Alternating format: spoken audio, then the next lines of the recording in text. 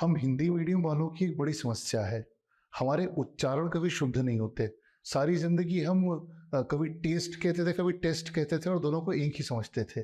पर अगर वही चीज़ यूरिन के बारे में आ जाए तो बड़ा कन्फ्यूज़िंग हो जाता है कि यूरिन टेस्ट करना है कि टेस्ट करना है। एनीवे, तो आज हम इस छोटे से लेक्चर में यूरिन टेस्ट के बारे में पढ़ेंगे, मतलब यूरिन एनालिसिस के बारे में पढ़ेंगे। ये सबसे इग्नोर्ड टेस्ट है जबकि सबसे सस्ता होता है। शायद इससे सस्ता केवल हीमोग्लोबिन की जांच होती होगी, नहीं तो यूरिन एनालिसिस आज भी शायद 150 रुपए में सभी जगह हो जाता है। और ये ऐसी चीज़ है कि बिल्कुल किडनी की लिक्विड बायोप्सी जैसा है ये, लेकिन फिर भी लोग भी इसको इग्नोर करके चलते हैं। बहुत से बहुत आप किसी को रिपोर्ट बताओ तो कहेगा कि साहब ये बता दो कि पस सेल्स कितने हैं। लेकिन यूरिन में बहुत सारी चीज़ें होती हैं जिनकी आप जांच कर सकते हो। उस रिपोर्ट को आप ठीक से पढ़ना सीख जाओ तो आपको बहुत सारी इंसाइट्स मिल सकती हैं पेशेंट की डिजीज़ के बारे में। तो चलो जल्दी से शुरू करते हैं। तो इस टेस्ट में हम आज यूरिन की फिजिक्स, केमिस्ट्री और बायोलॉजी तीनों पढ़ेंगे। तीनों की 5-5 चीज़ें पढ़ेंगे। तो अपन यूरिन का पूरा पंचनामा करके आज बाहर निकलेंगे। तो सबसे पहले हम पढ़ेंगे कि यूरिन में फिजिक्स में क्या देखना है। फिजिक्स मतलब कि यूरिन बाहर से कैसा दिख रहा है, कैसा स्मेल कर रहा है, उससे हम क्या क्या डायग्नोसिस बना सकते हैं। तो 5 चीजें आपको देखनी है: कलर, क्लैरिटी, ओडर, ग्रेविटी और वॉल्यूम। कलर मतलब यूरिन का रंग कैसा है, क्लैरिटी मतलब साफ है कि क्लाउडी है, ओडर मतलब स्मेल कैसी है, ग्रेविटी मतलब वो गाढ़ी है कि पतली है, और वॉल्यूम मतलब इज इट टू मच और इज इट टू लेस। जल्दी से चलते हैं यूरिन के कलर को लेके। यूरिन का कलर ऐसी चीज है जिससे कि पेशेंट सबसे ज्यादा घबराता है। अगर पेशाब बहुत पीली आने लग जाए तो पेशेंट को टेंशन होता है। अगर यूरिन बिल्कुल रेड हो जाए तो पेशेंट भागा भागा आपके पास आता है। अब उसको बेचारे को नहीं पता, पर यूरिन का कलर चेंज होने के कई और रीजंस भी हो सकते हैं। जैसे किसी को ट्यूबरकुलोसिस की दवाई अभी अभी स्टार्ट हुई हो, रिफाम्पिन चल रही हो, तो उसका यूरिन का कलर ऑरेंजिश रेड हो जाएगा। कई बार तो बीट रूट खाने से, बीट रूट को क्या कहते हैं, शलजम, चुकंदर, जो भी है, बीट रूट को खाने से भी यूरिन रेड कलर की हो सकती है। आप किसी को बहुत दिनों तक विटामिन बी कॉम्प्लेक्स दे दो, उसकी यूरिन भी ऑरेंजिश रेड होने लग जाती है। और क्या हो सकता है, एक्चुअली भी यदि किसी की यूरिन में हीमोग्लोबिन हो, ब्लड हो, तो वो रेडिश हो ही जाएगी। तो एक छोटा सा क्विज मैंने डाल रखा है डिस्क्रिप्शन के लिंक में, जिसमें कि आपको मैच करना है कि क्या होने से क्या कलर्स मिलते हैं। वो आप सॉल्व करना तो आपको याद भी हो जाएगा और प्रैक्टिस भी हो जाएगी। तो कलर में आप देखना है कि रेडिश तो नहीं है। अगर रेडिश है तो कहीं वो ब्लड के कारण तो नहीं है। अगली चीज आप देखोगे कि यूरिन पेशेंट की क्लियर है कि नहीं, इज इट क्लियर और इज इट क्लाउडी। अगर यूरिन क्लाउडी है तो उसका कारण हो सकता है कि पेशेंट को या तो यूरिन में पस जा रहा हो या फिर उसकी यूरिन में प्रोटीन जा रहा हो। आइडियली यूरिन को एकदम क्रिस्टल क्लियर होना चाहिए, बिल्कुल बिस्लेरी के पानी की तरह।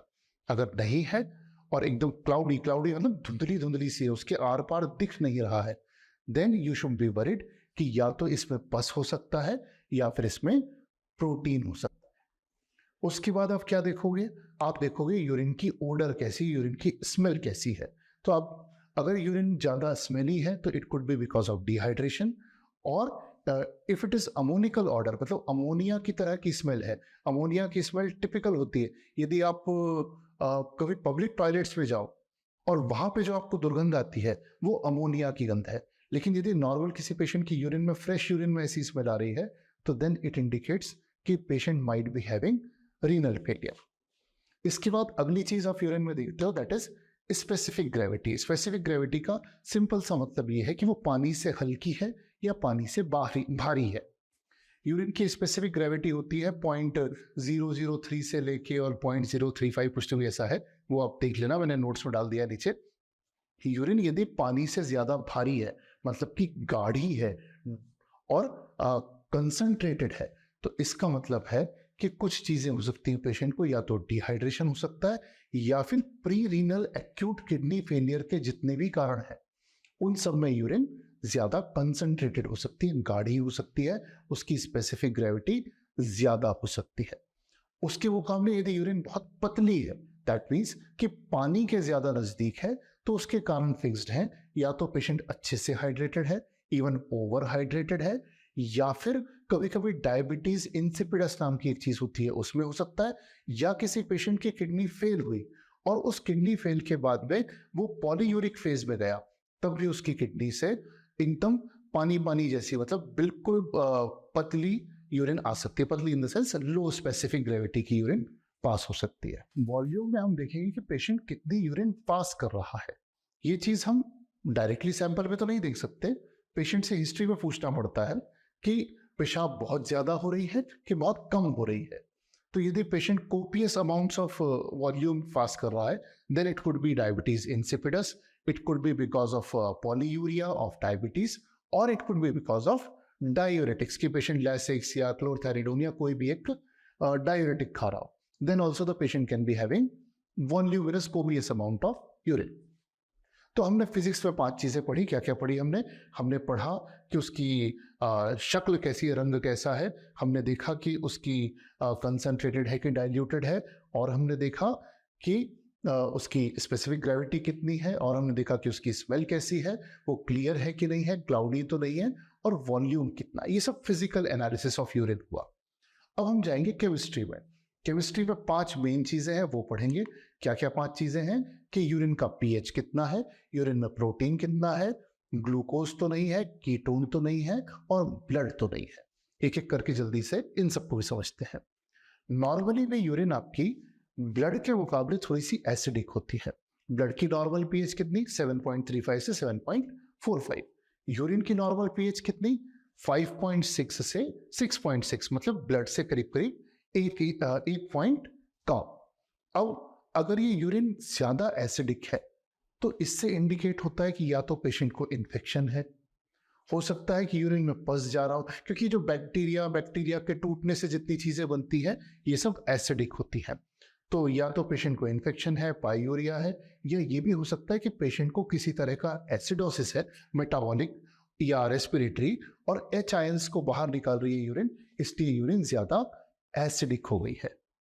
यूजुअली अल्कलाइन यूरिन कभी नहीं होती इंसान को, पर किसी दवाई के कारण हो सकता है कि अल्कलाइन हो रही हो, या एक बीमारी होती है जिसको हम रीनल ट्यूब्यूलर एसिडोसिस कहते हैं, उसके भी कारण पेशेंट का यूरिन अल्कलाइन हो सकता है। तो यहां पे एक बात हुई एसिडिटी की यूरिन की। फिर यूरिन में इंसान के कभी भी प्रोटीन नहीं जाना चाहिए। क्यों नहीं जाना चाहिए? एक छोटा सा एग्जांपल समझो कि अगर आप चाय पी रहे हो और आपके कप में चाय पत्ती दिखती है आपको, तो इसका मतलब क्या है? कि चाय ठीक से छनी नहीं है। किडनी का, ग्लोमेरुलस का काम क्या है? किडनी का काम है छानना। किडनी का काम है कि काम काम की चीजों को रोके रखना कि वो यूरिन में ना निकल जाए। अगर किसी की यूरिन में प्रोटीन आ रहा है तो उसका सीधा सीधा मतलब है कि ऊपर जो छन्नी लगी है वो ठीक से काम नहीं कर रही, या तो उसका ग्लोमेरुलस या उसका ट्यूब्यूल ठीक से काम नहीं कर रहा। अब बीमारियों के नाम कुछ भी हो सकते हैं, नेफ्रोटिक सिंड्रोम हो सकता है, नेफ्राइटिक सिंड्रोम हो सकता है।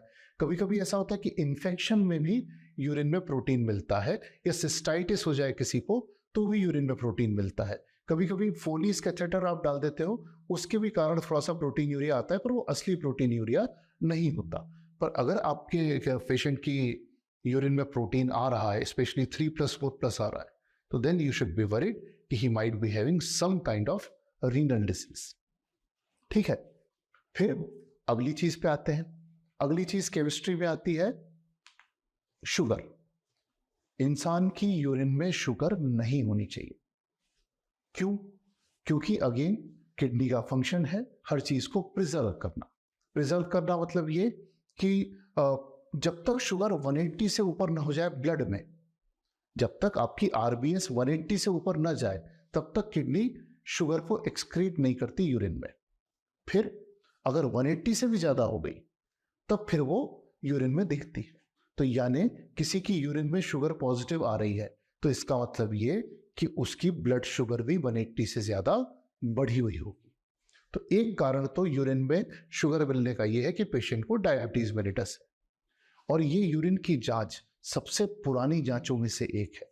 पैथोलॉजी की जो सबसे प्राचीन जांचें हैं उनमें से एक यूरिन का एग्जामिनेशन है। चाहे ग्रीक लोग रहे हो, चाहे हमारे चरक मुनि रहे हो, चाहे हिप्पोक्रेटस रहे हो, सबने अपने अपने मेडिकल ग्रंथों में यूरिन की जांच का उल्लेख किया है। क्योंकि ब्लड चाहे हीमोग्लोबिन 7 हो, चाहे 15 हो, चाहे HIV हो, चाहे HbA हो, दिखता वैसा का वैसा ही है। पर यूरिन के फ्लास्क होते थे जिसमें वो देख सकते थे कि यूरिन का रंग कैसा है, यूरिन क्लाउडी है कि यूरिन रेड है, और उससे बहुत सारे डायग्नोसिस बनाते थे। चरक मुनि ने भी अपने चरक संहिता में कहीं लिखा है कि यदि किसी व्यक्ति के मूत्र के आसपास चींटियां इकट्ठी होने लग जाए तो उसे मधुमेह है।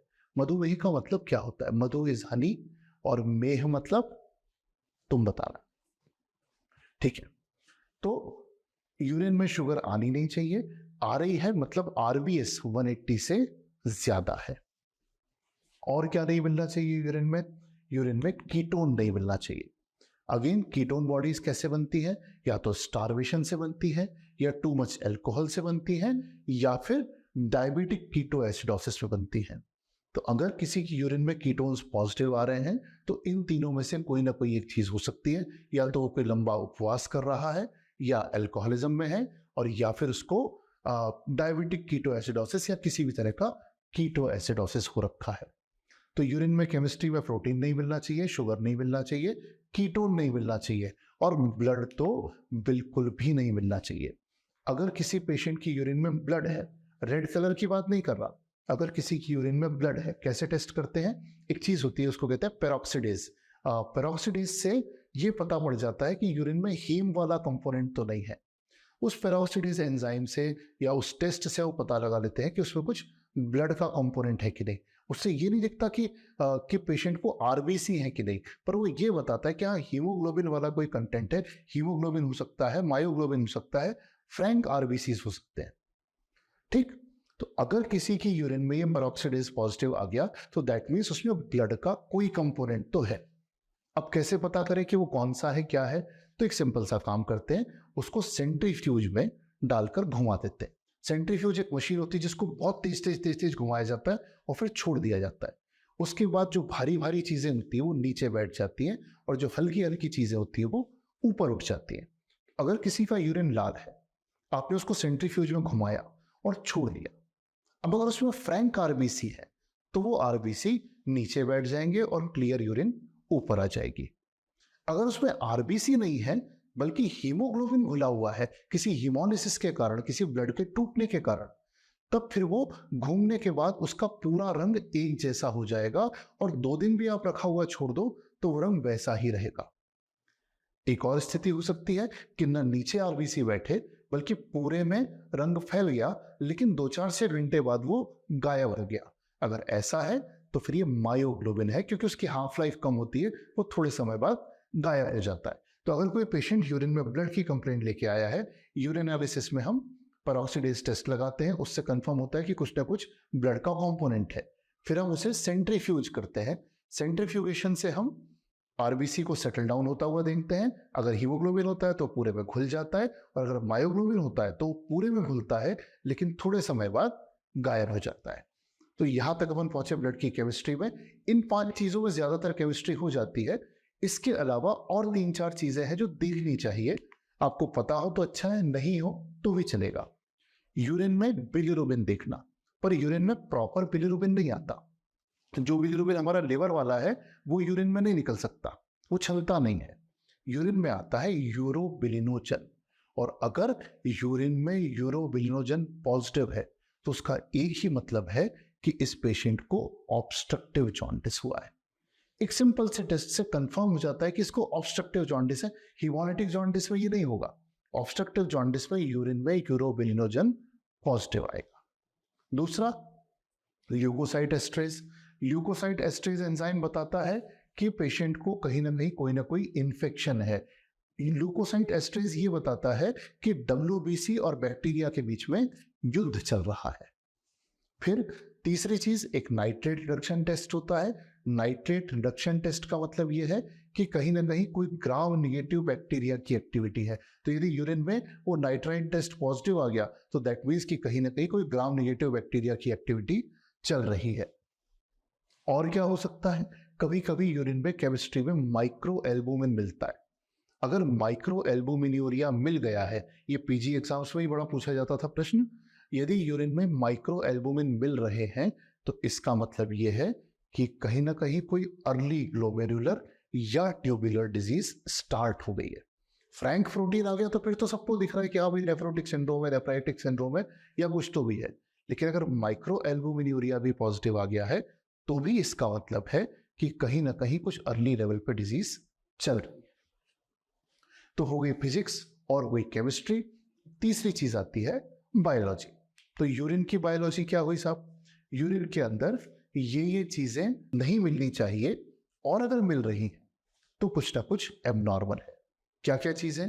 आरबीसी, 2-3 आरबीसी मिल रहे हैं चलेगा, लेकिन वो भी कम से कम 2 या 3 बार मिले तब आप कहोगे कि हाँ आरबीसी पॉजिटिव है। हम क्या करते हैं कि आरबीसी दिखे एक बार में और कह दिया, रिपोर्ट कर दिया कि पॉजिटिव है। अगर 3 अलग अलग सैंपल में 3 से ज्यादा आरबीसी मिल रहे हैं तब आप कहोगे कि यूरिन में आरबीसी पॉजिटिव है।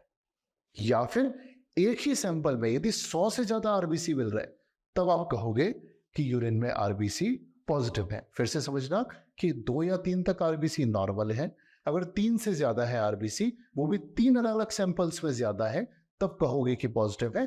या फिर अगर एक ही सैंपल में 100 से ज्यादा आरबीसी है तो कहोगे कि आरबीसी प्रेजेंट है।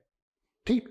सिमिलरली डब्ल्यूबीसी 2, 3, 4, 5 तक ठीक है, 5 से ज्यादा है तो पैथोलॉजिकल है, 50 से ज्यादा है तो हम कहेंगे कि ये पाईयूरिया है। पाईयूरिया मतलब कि पेशेंट को यूरिन में पस है। 4-5 तक ठीक, 5 से ज्यादा सिग्निफिकेंट, 50 से ज्यादा पाईयूरिया।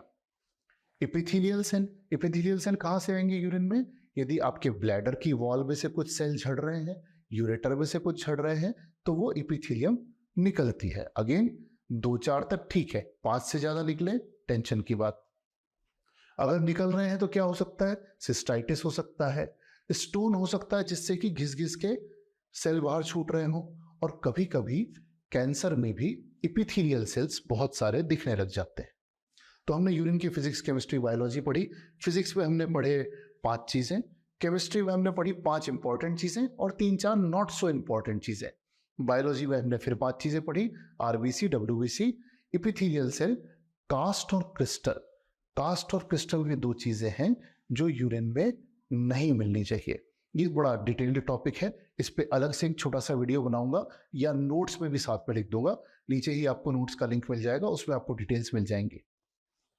अभी हम आगे चलते हैं और बात करते हैं यूरिन के कल्चर की। यूरिन का जब भी हमें कल्चर के लिए सैंपल लेना है, देखो यूरिन के 2 या 3 तरह से सैंपल लिए जाते हैं। या तो प्रेगनेंसी में आप लेते हो early morning sample. Why early morning?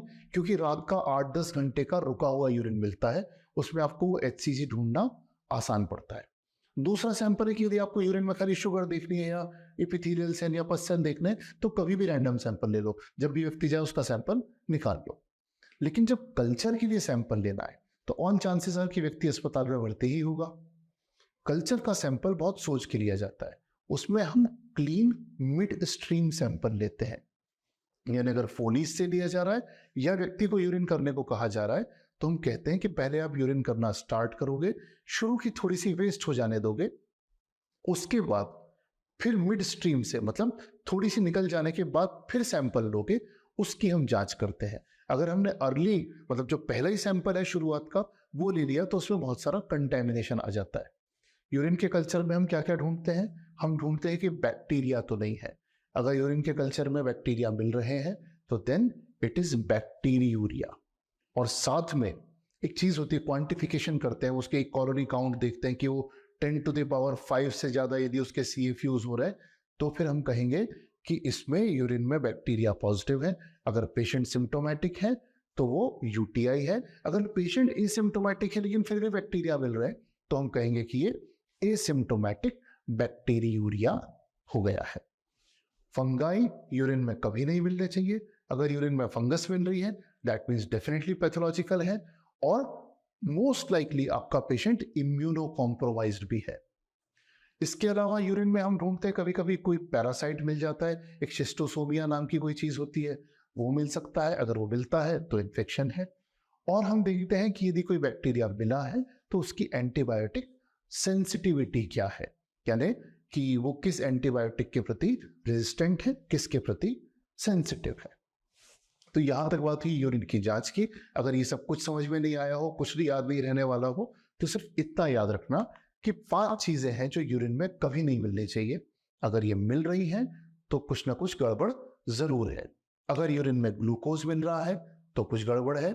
अगर यूरिन में प्रोटीन मिल रहा है तो डेफिनेटली टेंशन की बात है।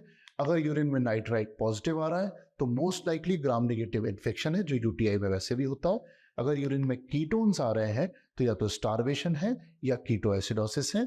और अगर यूरिन में आरबीसी या डब्ल्यूबीसी 5 से ज्यादा आ रहे हैं तो फिर यकीन मानो कुछ ना कुछ इन्फेक्शन या कोई बड़ी गड़बड़ जरूर है। अगर इससे पहले का लेक्चर कुछ भी याद नहीं हो, सिर्फ ये 5 चीजें याद करके चले जाओ तो भी मेरे हिसाब से आपका काम हो जाएगा। लेक्चर कैसा लगा नीचे कमेंट्स में जरूर लिखिएगा। अगले लेक्चर में फिर से मिलेंगे।